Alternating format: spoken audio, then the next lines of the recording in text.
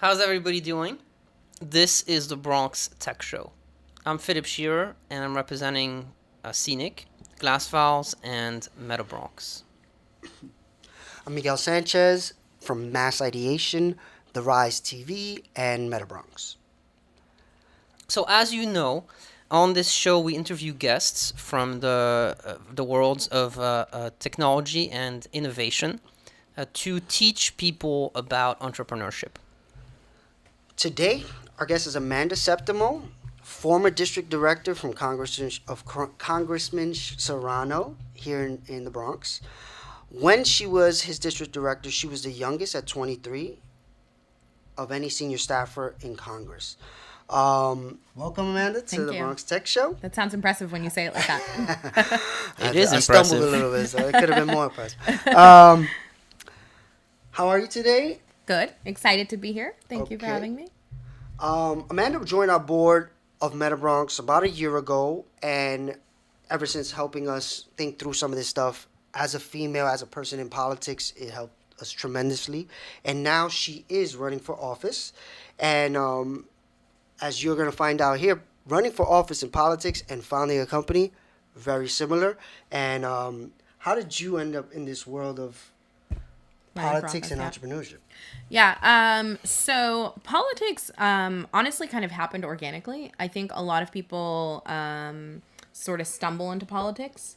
And I didn't quite stumble in it, but I think the path kind of just presented itself. When I was much younger, I started my work over at the Point CDC, which is a community development corporation in Hunts Point that does a lot of like activism, environmental justice, community justice, activism type work in the Hunts Point area, but larger South Bronx as well. And they're connected to other incredible organizations like Uprose out in Brooklyn, Youth Ministries for Peace and Justice further east in the Bronx.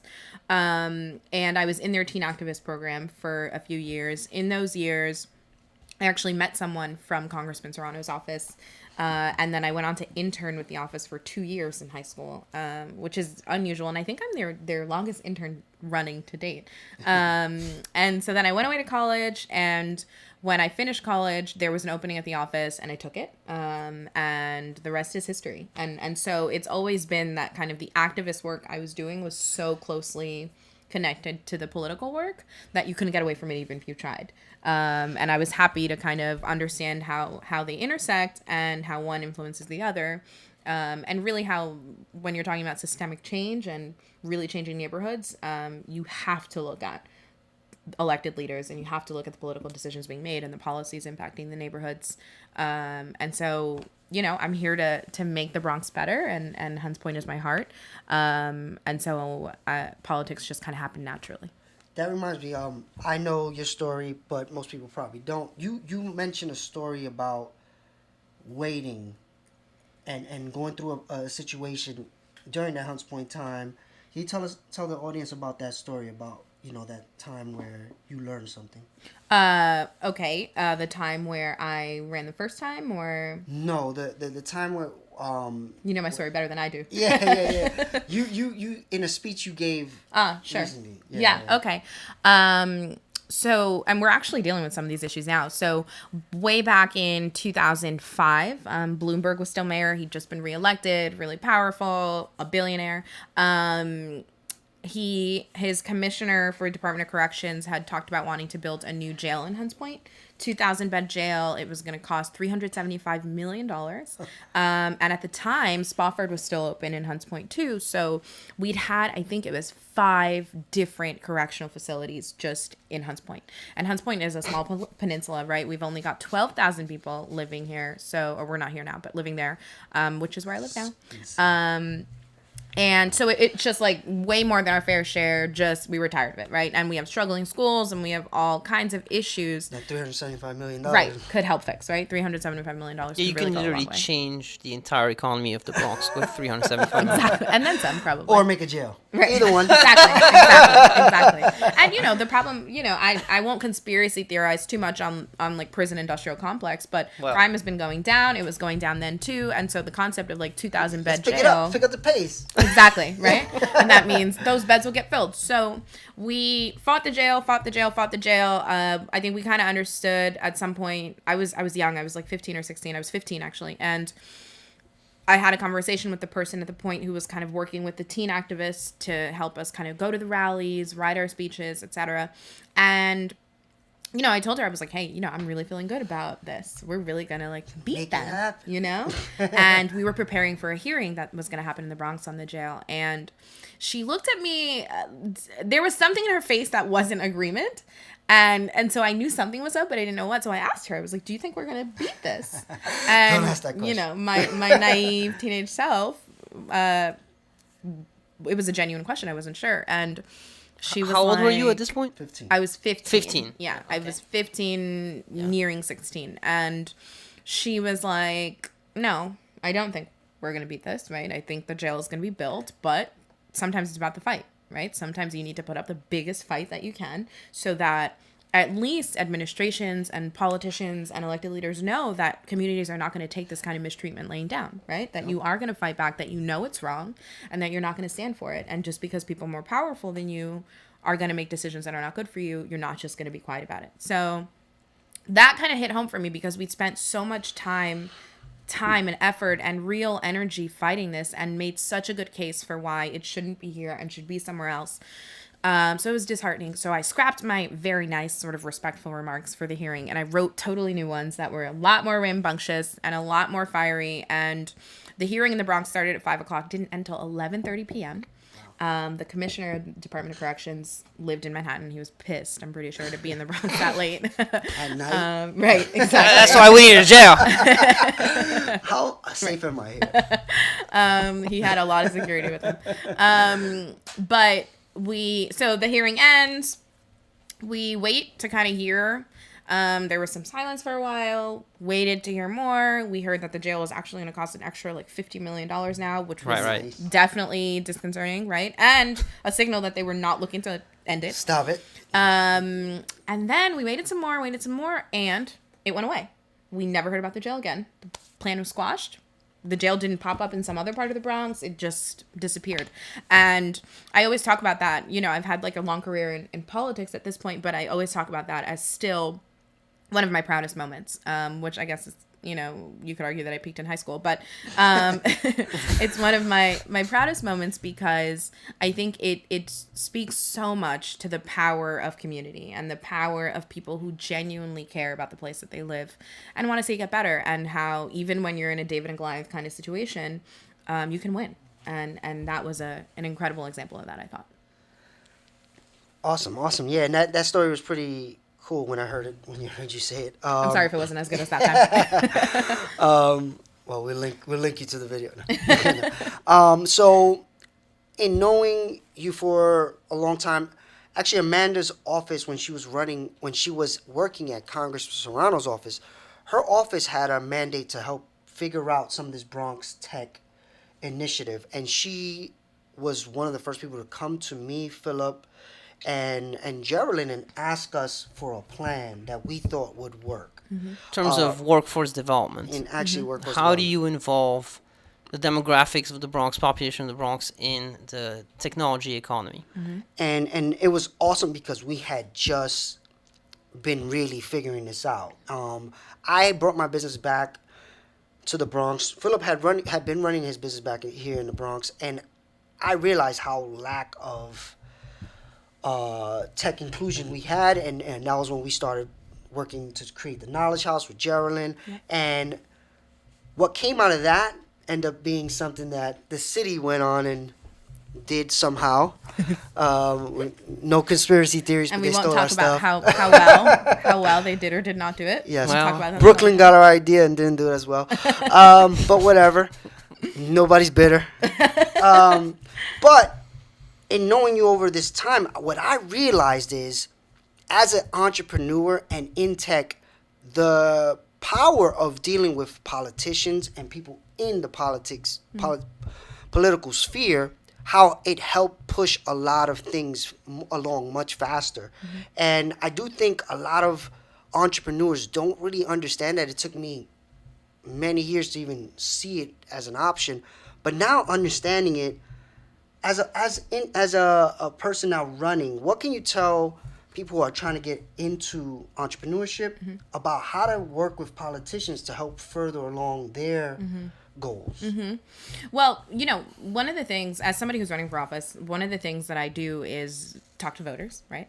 And, I think right now we're kind of in a really political time where people are paying more attention to politics than they did before. But historically, especially in the Bronx, our voter turnouts are really low. And that is, I think, connected to, go ahead. Can you say how low?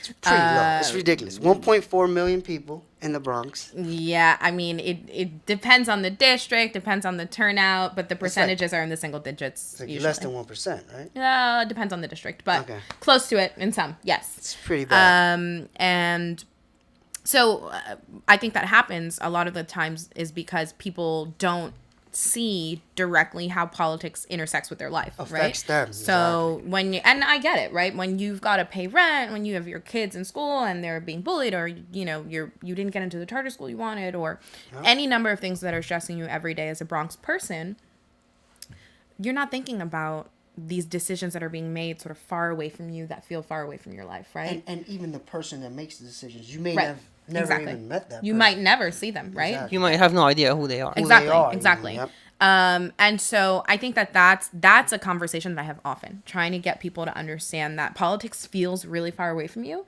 but it's actually in every single thing you do. And so people talk a lot about how there's tech in everything.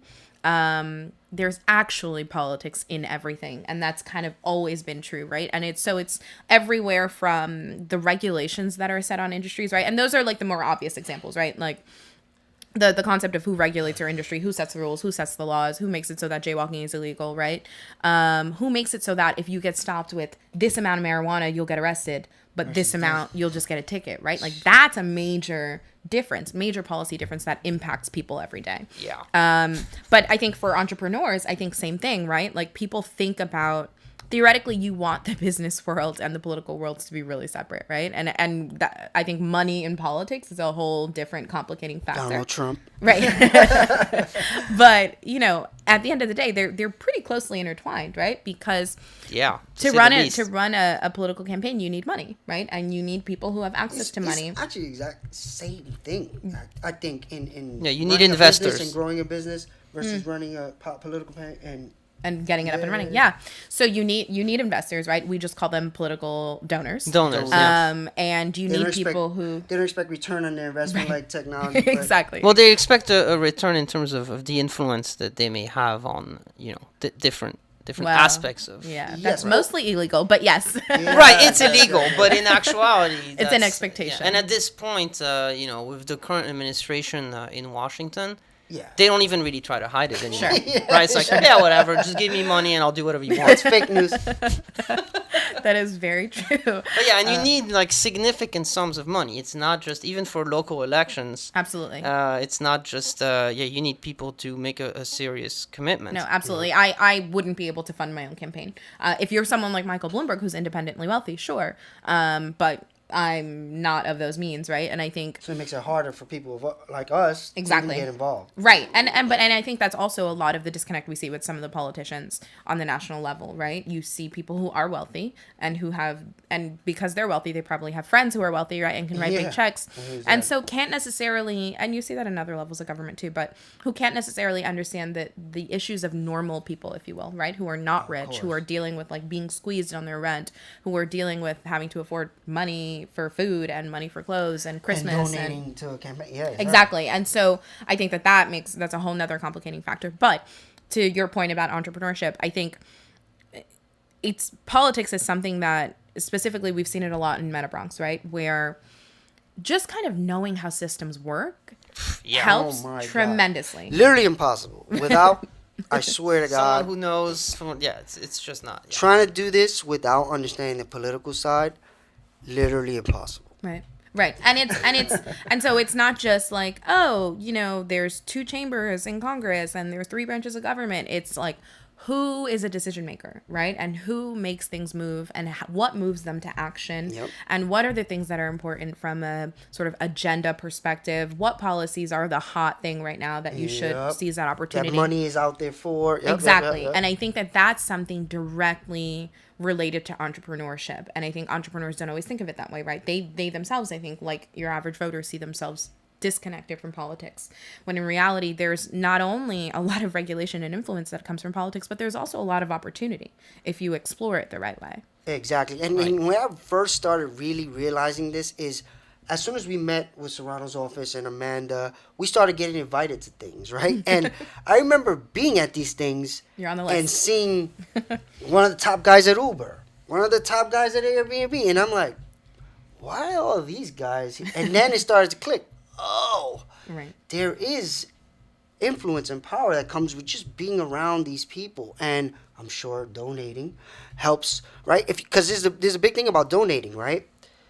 If you have a problem, like we talk about all the time, you may need a visa or something, like your landlord, to have someone you can call to write a letter to that person in a political level, they'll listen, you know? And I think part of why we always, as minorities, feel like we're too far away, it doesn't really help us, is because we're not really taking advantage of that.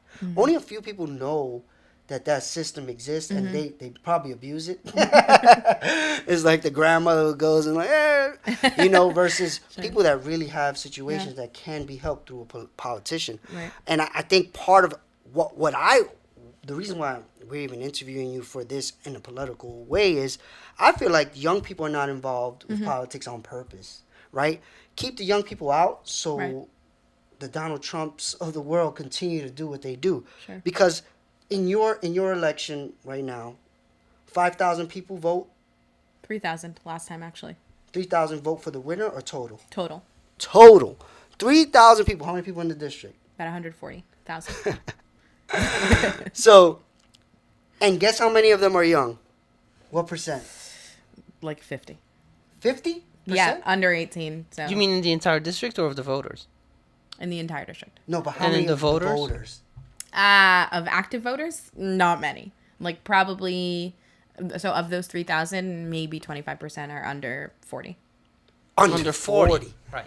And yet you can start voting at age 18. Right.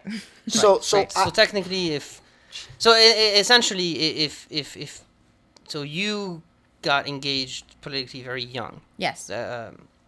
That's not the norm. that's not Right. normal. But I mean, there's Right. a difference between being kind of interested in the world politics from a young age and voting. Right. Like, so No, absolutely. that gap.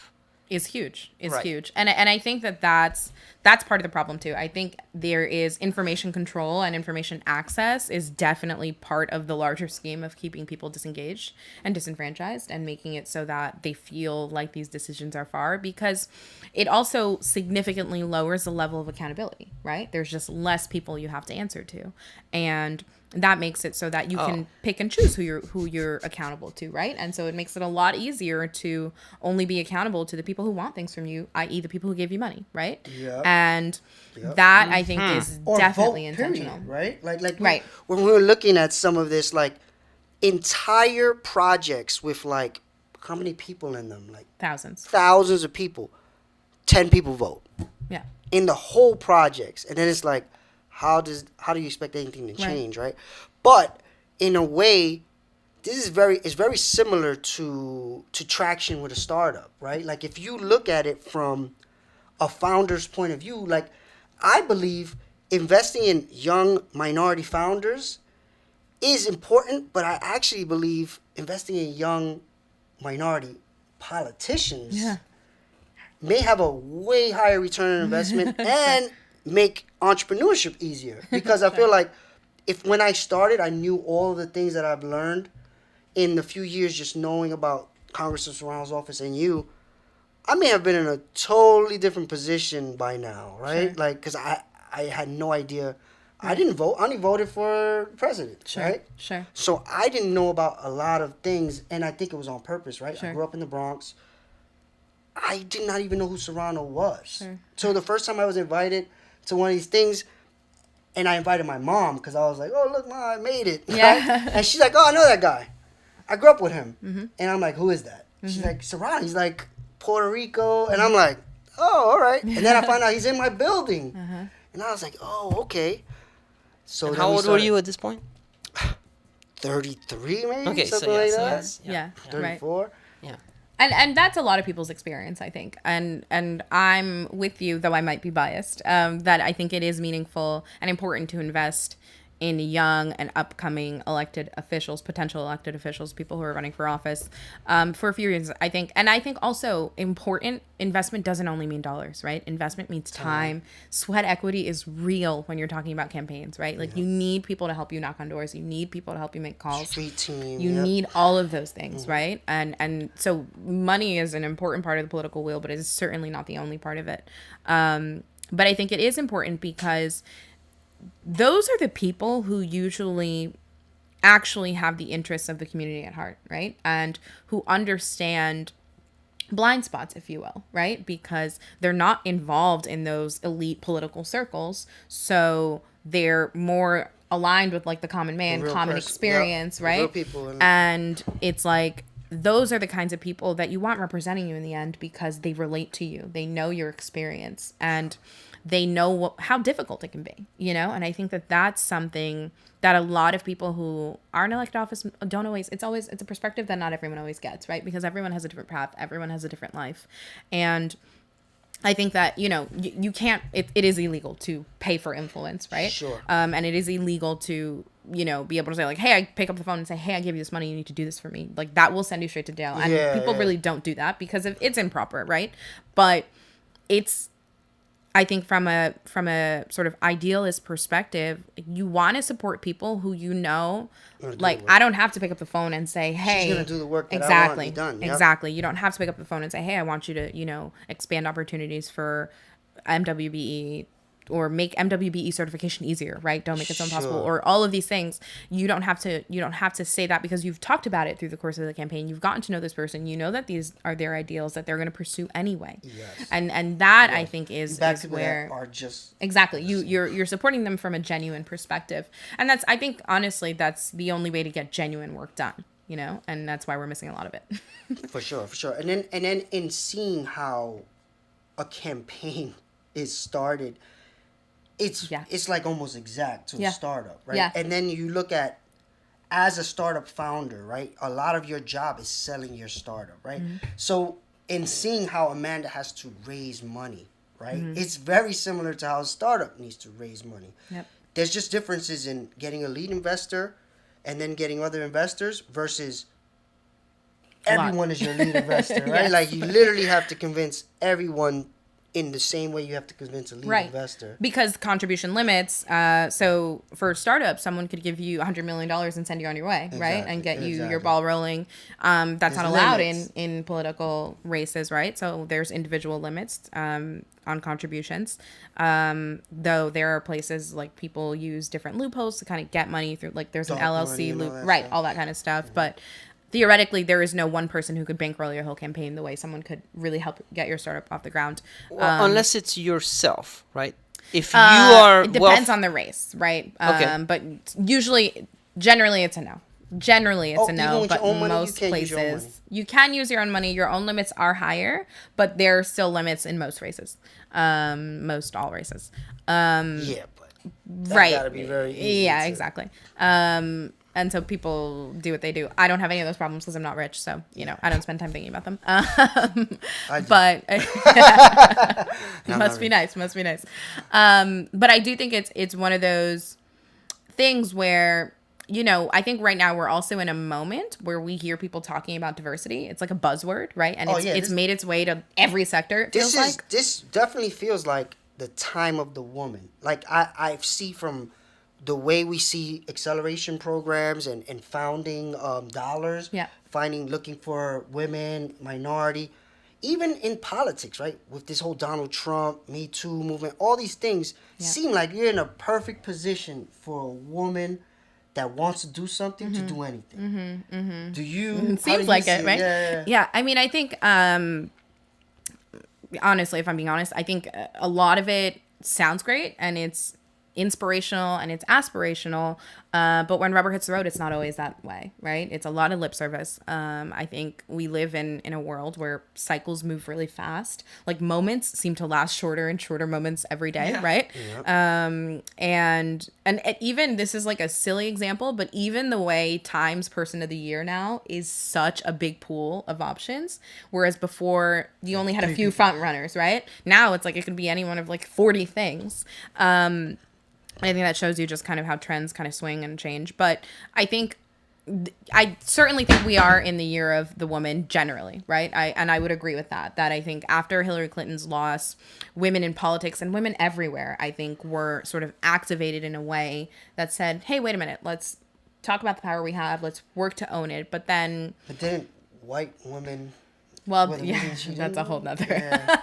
But, so like, right. It was, but that's another problem, though. I think women don't support each other as much as they should, right? In a situation like that, how do you not... Yeah. I think that's an interesting whole different conversation on like intersectionality of politics, race, gender. But I think...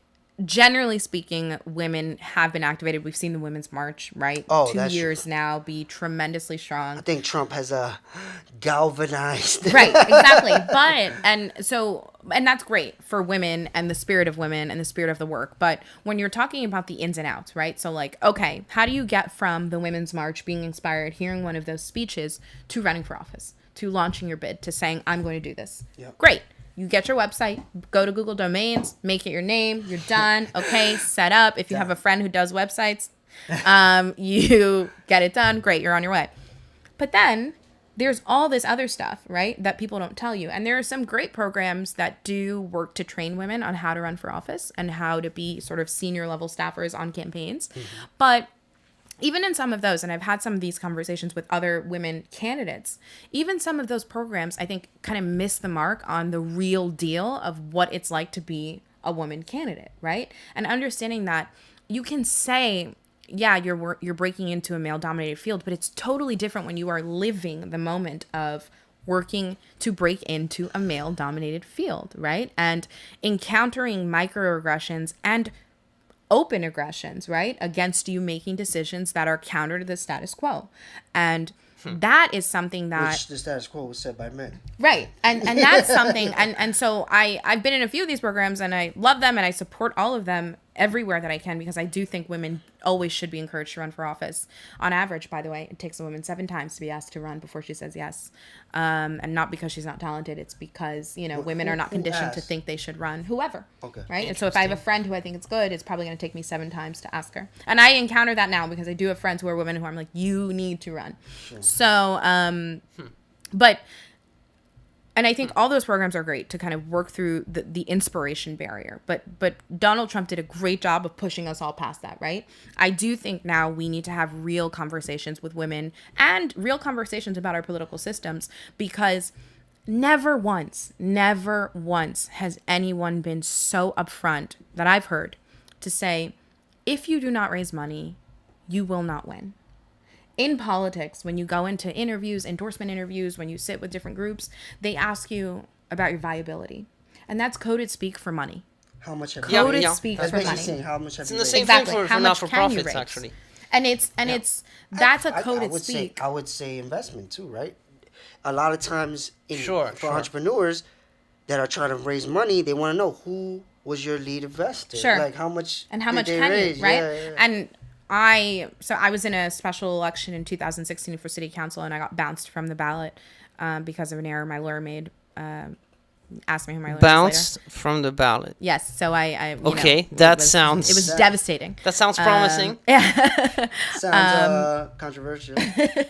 So, but in that, when I was going through that cycle before we'd hit our first filing, so before everyone could see how much money everyone raised, over and over people said to me, "We're concerned about your viability," which was coded speak for we don't know if you're going to be able to raise money. You haven't raised enough at this point. No, we hadn't even hit a filing yet. So I hadn't even proved that I wouldn't be able to raise money. Oh, okay. So just to be clear, like, the way doubted it works. Right. They just doubted. Like, the difference between raising money from investors and raising money in politics is that you have these specific dates at which you have to disclose how much you've raised. How much Yes. you've raised. Yes. Right. Well, Which That's easier in startups, so you have to do that. well, in startups, you can just lie all the time, and you never have to file anything. You just have to convince someone that that's actually to write you a check. Yeah, I love that. But yeah, so That's not how it works in politics. well, there's and fact thankfully checking. so, right? Like Yeah. yeah. Well, Yeah. also, Yeah, well, I guess you do get a tax break for donating, right? No, to political? No? No. So I hope you didn't write them off on your taxes, because no. Oh, I Cold thought hard it was- cash. Oh. So that's only for 501c3s, and political organizations are not that. Oh. Yeah. Right, So right. it's got to be a real money. So that, okay. So as So an you were investor, saying So viability? the viability, right? So it was a point. It was coded speak for we don't know if you're going to be able to raise money. People always doubt that women can raise money, and that's why organizations like Emily's List, that stands for Early Money is Like Yeast, are committed to helping women raise money early, so that they're that cuts viable. out that They're sort viable. of doubt, and you can sort of get to the substance of the race, right? But even the fact that there's all these barriers, just being a woman, getting into it before I can even get to the substance of the race and the substance of my candidacy, I'm having to deal with this doubt, right? And that's really problematic. And I don't. So they invest in you from day one. Let's say I'm a woman and I want to run for X office today. They'll invest in you from day one. Day 10 maybe, early-ish. I think there are a few groups that are focused on that, and they're focused on sort of building pipelines so that women can get elected to local office and be on the path to one day get elected to Congress, so that understanding that you need to kind of refine in other offices before you are running for Congress. That reminds me a lot of startups. Like in the beginning, the investment is in the person understanding the system, right? And the system that they will have to work within to raise real money. And there's not enough investment in that time. And that's where like MetaBronx came from. Like we understand that brown people from places like the Bronx are not just going to sit in front of top VC in the world and get $1 million. They have to be trained and get some funding there. But in politics, it seems very similar then. Like in the early stages, not enough investment either. We don't yet have a MetaBronx for women. But I think that's part of why I love MetaBronx too, because understanding that there are a lot of other barriers that come before you're even talking about the real work. And I think that's a real conversation we need to have about women in politics, because encouraging women to run is fantastic. You need to support women every step of the way as they run, Especially not when they've made it through the hardest part, right? It's because there are things that last throughout, right? Like you're going to deal with sexism. We saw all kinds of things happen to Hillary Clinton and be said about her. You're going to deal with being held to sort of higher standards than your male counterparts. That's always going to happen, right? But you won't always deal with people doubting you, right? And so you need extra support when that's happening. Well, yes, you will. Look at Hillary Clinton. Literally the most. Well, I get doubting. I meant like doubting your candidacy, right? Like the validity of your candidacy, if you will. I think that's what she lost. I would say. I don't know. I'm not. It's a whole nother. But I'm amazed that she did not win. Did you support Donald Trump? No. I hope not. I did not. I think you have to support women every step of the way. So I talked about how I don't think there's enough real conversations about like if you don't raise money, you're going to be left out of the room, right? And all right, so in startup world, there's how much money you need to raise to build a viable product. It definitely varies based on what you're trying to do. Right. In politics, Same thing. It's the same amount of number. It's the No. same number no matter what. No, I think it absolutely varies, right? Because if you're talking about running for a local office in a small city in Montana, your media markets are cheaper. You don't have to pay as much for if you can get TV slots. I'm probably never going to run a TV spot in New York because I'll never afford it, costs like right? $1 billion, I would have to sell my arm. Yeah. Both of them maybe. So running in this inner city is expensive for. So now. Different places, right? For cities where the most minorities are, it's even harder for a minority without money to get it, right? So wow. And so it feels like a system that's kind of rigged against you, right? And it makes it so hard to get through, and that's why you see, I think, the imbalance where you do in terms of the demographic, where you just don't have your elected offices reflecting the people that they represent, because even having access to people with money, right? Like even Yes, being able, yes, your me network, knowing people that I could exactly. ask, like, hey, can you write me a $4,000 check, right? Like I've got to make adjustments in my life to write myself a $4,000 check, you know, and so and most people in where we come from are not able to do that. can't even do it right, if they want to. exactly. And so that, and then you deal with potentially being vilified for who you take money from and where you take it from, 'Cause right? it's Because now public. people start to doubt, like, oh, well, you took money from this person. Are you particularly interested in pharmaceuticals, right? Are you going to make drugs easier to get? But then it's like, well, where do you want me to raise money from? I'm representing one of the poorest places in the country. Yeah. Who is it that, tell me where to get the money because I'll go get it, right? But it's like you're in this catch-22, lose-lose. Impossibilities. Right. And it's like, here's the thing. I'm actually just trying to serve the place that I came from, right? Right, But right. people I can't do it even assign if I- all of these ill intentions to you and all of these bad goals. And it's like, wait a minute, guys, I'm just trying my best to get through what feels like an impossible system. And I think that there's also, as we head into this year of the woman, right? These years of the woman, because I think it'll be I hope it'll Yes, be I think it's going to take some time to, for level parity the- to happen. Absolutely. Yeah. But I think No- as we no head If into anything that, Trump did, maybe it's this. right. That gave us a good jolt. But I think as we go through that, we have to have all of those conversations, right? Not just about supporting financially, but I think we need to look at larger systems and how is this playing field imbalanced in a way where we move beyond lip service, beyond inspiration and aspiration, and say, what are the nuts and bolts that are hard? How can we make it easier? Because that's also part of the process too, right? Running for office is hard on its face, right? Putting yourself out there so much to be criticized, to be kind of pulled apart by public people is Failure. Well, It's basically, really- your personal life becomes a sort of open book. Exactly. That's what it means. And your failures are for everyone to see, right? And everyone gets to scrutinize everything you do. And especially now in the age of And technology. probably someone had a hand in making that failure happen versus in startups, mostly it's Right. you. But there's all these other people that have Added layer of competition. Yes, absolutely. And people, added layer of competition, people who are looking to maintain the status quo, so want to see you fail because of that, right? So there's all kinds of like sharks in the water, but I think as best as we can, and those things might never go away, right? Like some industries are competitive by nature. I think athletics is another one, yeah, right? but it's competitive with a goal to make money versus competitive just to keep certain people Out of the room, sure. That is, It's a little. and it's I guess in little- a yeah. way, technology is doing that too, right? Now, that's another reason why we started MetaBronx, right? Like, Mm-hmm. if you're only investing 70% of the money and 30% of the people, you're kind of doing the same thing. Like, Perpetuating poverty cycles. Of yeah, course. exactly. Yeah. exactly. But I'm excited to always get into rooms and have these conversations and say, we've got to really look at moving beyond lip service, right? And that also means holding people accountable, right? If you said you care about getting women elected, then you need to show up when it's time, Yeah. right? So when there are women running who are credible, who are strong, who are from their communities, support them. Support them. And vote. Like, how could 140,000 people only 3,000? That's vote? another, That's right. crazy. But I think I've got to be honest with you. People blame voters for voter apathy, but I really think it's the system's fault. I I agree. think it's the system. I agree Make it impossible 100%. for less people to You've come got to, Yeah. even the fact that like it's not standard that people know how to get registered to vote, right? And the fact that no there's one all this has like any idea how to do that. right, Yeah. No, and the fact literally. that there's Like, and I think some I mean, people.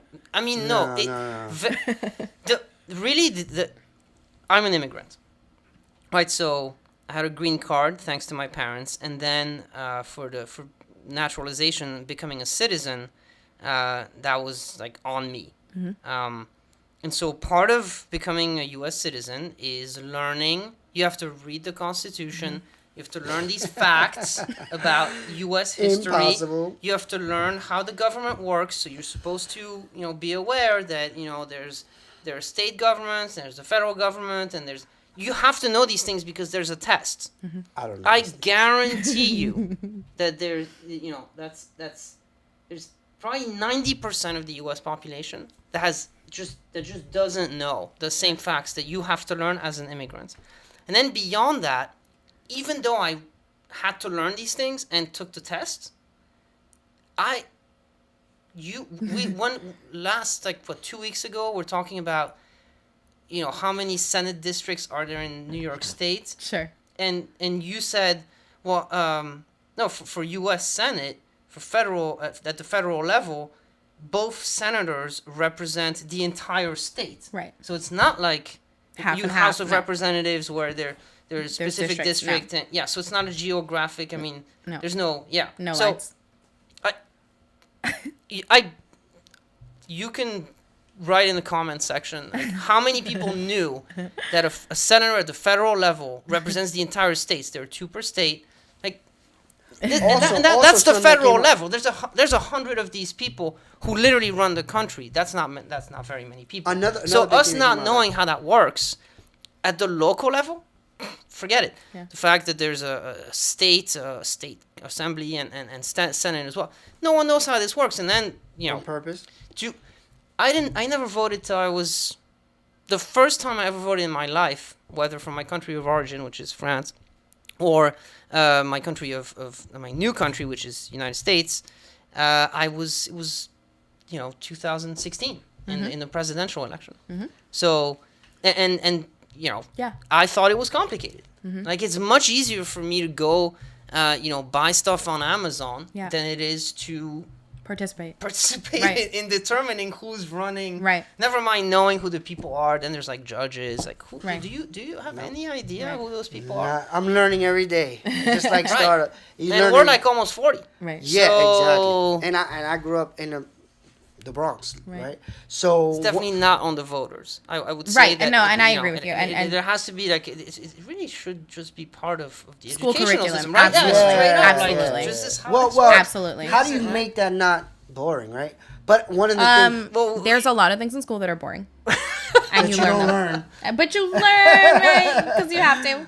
And so the sleep class. Well, Sorry. if you told the kids, listen, this determines your future. See, but that's the part Because what it she was saying does. about disconnecting, It though, does. right? Because they don't see that. They just Right. see you grow up, shit is fucked up, and it's gonna stay fucked up. But right? I think also now I think we're in a unique time for women, but I think we're also in a unique time politically because, and even in this administration with the De Blasio administration, stop and frisk was a major thing, right? And That's people true. that was Young a people policy specifically. where people could relate to that, right? Because they had been unfairly stopped by cops to be frisked because of what they look like, right? And that was something that people who were elected had to be on the record supporting or not supporting, and you could pay attention and trace the line easily and who say, supported this that. impacts me and this is how you feel about it. And I think every day we get I think it's constantly in the space of criminal justice reform, and I think and police brutality and those kinds of Yeah, conversations. when I grew up, there was no such thing as stop and frisk. It just happened. Right,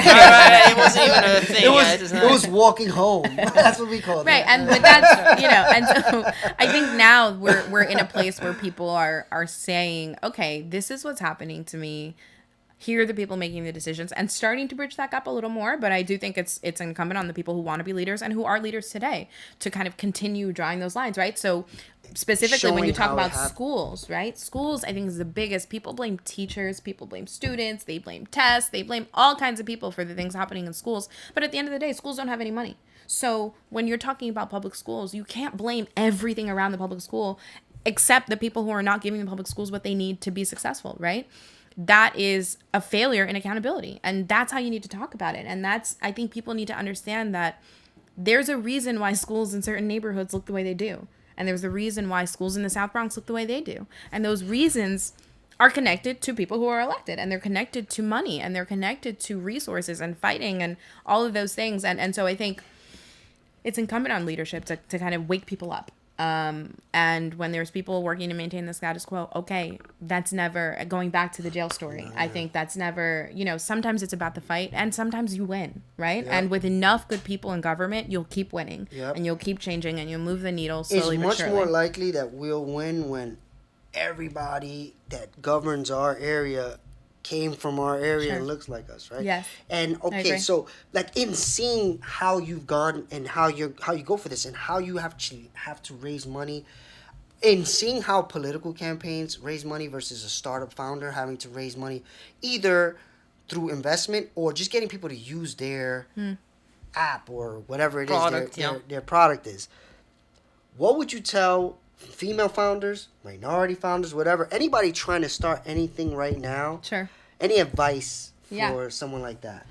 I'd say I hate to be so cheesy because I was just talking about lip service and all that kind of stuff, but and this is what keeps me going.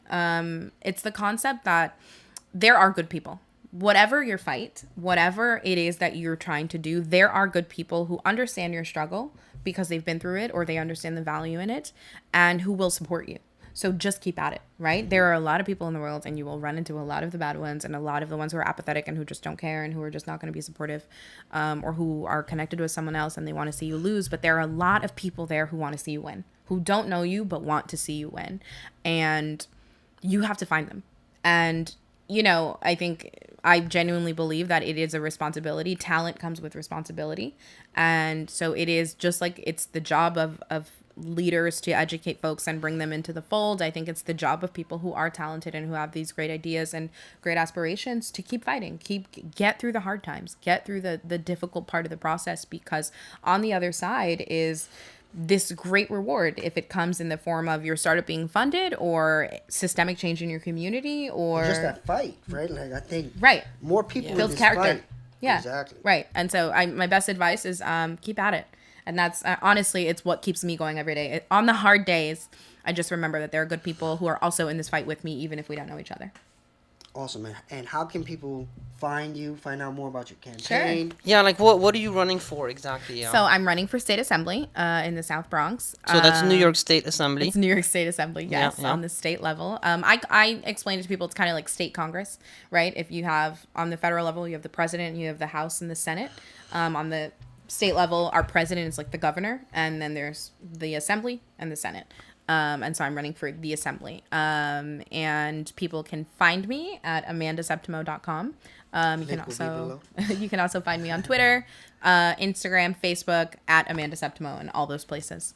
Try to keep it pretty simple. And so the district that you're running for is number 84. Okay. It includes the neighborhoods of Hunts Point, Port Morris, Mott Haven, Highbridge, over by the Yankee Stadium area, and some parts of Grand Concourse. But we take volunteers, support, dollars, love, inspiration from everywhere. So we're welcome to have anybody who wants any sort of campaign experience can reach out. I was so grateful to have so many great experiences in politics when I was so young, and I'm always open to giving other people those same opportunities.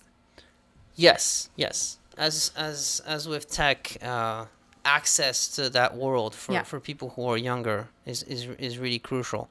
That district that you described there is essentially the entire economic engine of the South Bronx. We're in Mott Haven right now. Yeah, it's hardcore gentrification. Mott Haven coming just fast. got slated for a new jail, by the way. For real? Yeah, I that's forgot the to mention that as we were talking about jails earlier. But where would they do this? There is an address. Right next to the hotel. There's an address. Jail hotel. Yeah. No. Yes. So it's already this is gonna happen. Wait, how big? The city hasn't said. It's a smaller jail, so it's part of the city's initiative to close Rikers Island. They have to put jails in other places. If you're going to close Rikers Island, you need places to kind of house people. And they announced the sites in the other places, and they sort of left the Bronx last. And they just announced it recently. It's going to be in Mott Haven. They didn't really do any community outreach, any community consulting. The borough president, Ruben Diaz Jr. and Richie Torres were speaking just yesterday at a press conference about how they kind of felt like it was a disrespectful process that just kind of cut out everyone, elected leaders, the community, everyone, and just said, hey, here's where it's going. Who makes the decision? The administration, mayor's office. Just today, there was like a little dial back, and they said, oh, well, we're not totally wedded to the location. I'm sure local people... Because the plan of the real estate developers is to bring in a maximum number of wealthier people who happen to be whiter, as I can see, for having been here 12 years now. Literally, like, there's just a bunch of white people here in a way that wasn't the case before. So, just to be clear, how do you bring... I'm against gentrification. In that context. Well, I mean, I think that's a whole nother that's why conversation. I don't think kind of. I think they've been like the concept of gentrification is interesting because I honestly, I've got to be honest, I don't think it's fair that gentrification gets so linked to race because what it's really about is displacement, Economic stuff. right? It's about economic opportunity, and it's about people just being priced out of their neighborhoods. Who replaces them it doesn't matter. Yeah, but right? it just so happens that It's how it happens in a it's lot of like places, yes. by Hey, this now this is close to extraordinary triple. coincidence, the people moving in who have more money Can happen afford to triple the be- rent? That's Sure. I mean, right. yeah. But but we've- I don't love the tone, because I do think that our politics are getting to a place where it's almost it's synonymous white with being white, versus- and it's yeah, like, yeah, and yeah. you're turning it into like, we don't like Trump's white people. America, right? And Right, that's right. not true. Sure, right? sure, like, sure. If you're white, you're welcome in the Bronx just like everyone else. But if Don't you're displace. blue, purple, whoever you are, I just don't want to see people in the neighborhood displaced. Even if they're displaced by somebody who looks like them, that's still a Sure, problem, sure, right? sure, So it's sure. like the issue with gentrification is people getting kicked out of their neighborhoods, not who kicks them out. Yeah. I mean, Just want to be clear on that, because No, I it feel like makes we sense. get gets very, it's first of all, it's this extraordinarily complicated question, but you do get the sense that when you think about it, the way that I've experienced it, and in a way I'm part of gentrification, right? Because when we came here 10 years ago, the rent was low, and so in a way, if gentrification displaces people, then just by arguing that there should be more tech investment in the South It's gonna Bronx, create this- we are effectively bringing attention to economic opportunities that investors are going to see as, oh, I can buy at $1 and sell for 100. I'm interested. But here's the thing, and that is fine. Yeah. Right? That's fine. Development and growth is part of life, right? And communities change every single day. They grow and develop every single day. But and that's why I love MetaBronx too, right? Because we're not saying developers can't come, right? That this is Sure. a land of opportunity for growth and change and development. What we're saying is, and what I genuinely believe, is that people who are here should be included in that growth process. Well, right. And have the That's the opportunity thing. to Right. stay. That's the Exactly, thing. exactly, And and that's yeah. I think MetaBronx, the work of MetaBronx and work like it, where you work to give people meaningful economic opportunities so that they can change their economic status in a short time, is the direct answer to gentrification, right? And so Yeah. then it stops being gentrification because we stop that displacement, and then it starts just becoming a neighborhood growing and changing together, right? And even on the business side, right? Because like if we say we're going to start bringing tech here, we are bringing them. It's not displacing businesses.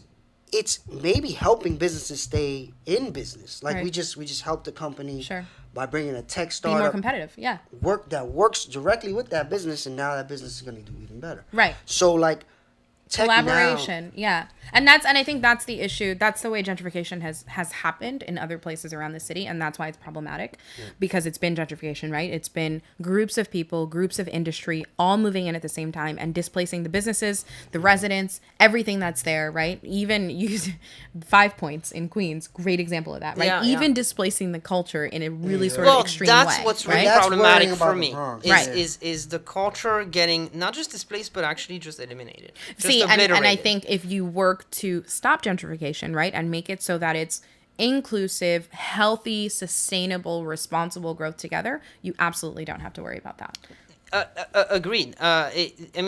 We've had this conversation with local developers, the people who are coming in, pouring like hundreds of millions of dollars into real estate, which we knew was going to be the first thing that everybody was going to want to invest in, because you Nothing. no matter what happens, if you buy at 10 and you can sell for 100, like you've made your money back 10 times, so Sure. you're happy. And real estate provides that guarantee, especially in the South Bronx right now. So we've spoken with developers, and what we propose to them is, as far as new residents who are wealthier, who are necessary in this process, because the theory is it's going to bring everybody up, right? That's not exactly what tends to happen, but Sure. the idea is you bring people who Right, but that have doesn't been happen. successful, right? But at least if you try to focus, like if you think of the way that the Bronx economy functions, people leave. Sure. They make it, quote unquote, or whatever, and then they're out. Sure. Yeah. And just so we had asked them, what about focusing specifically on that demographic? People who were Bronxites, doesn't matter what color the skin is, but it just so happens that, but people who were Bronxites left the Bronx or have successful businesses somewhere else, let them know, look, it's not the place that you grew up in where, you know, There's you have to opportunity. watch. It's like Jay-Z said, you know, I saw Dumbo and I didn't invest. Now I feel like a Dumbo. That's going to happen in the Bronx, right? And, Right, and, yeah, and yeah. the problem is most people don't care. It's messed up because when to get out of the hood, you need such like determination that Right. it's hard to put yourself back in that. And I was lucky enough to come back and see it and realize, okay, like, damn, we need people to come back. And I'm going to stay here even though it's probably detrimental to my business when I do And that. it was detrimental. definitely. Yeah, like whoever is the first to take that risk is Pioneers get slaughtered. Sure.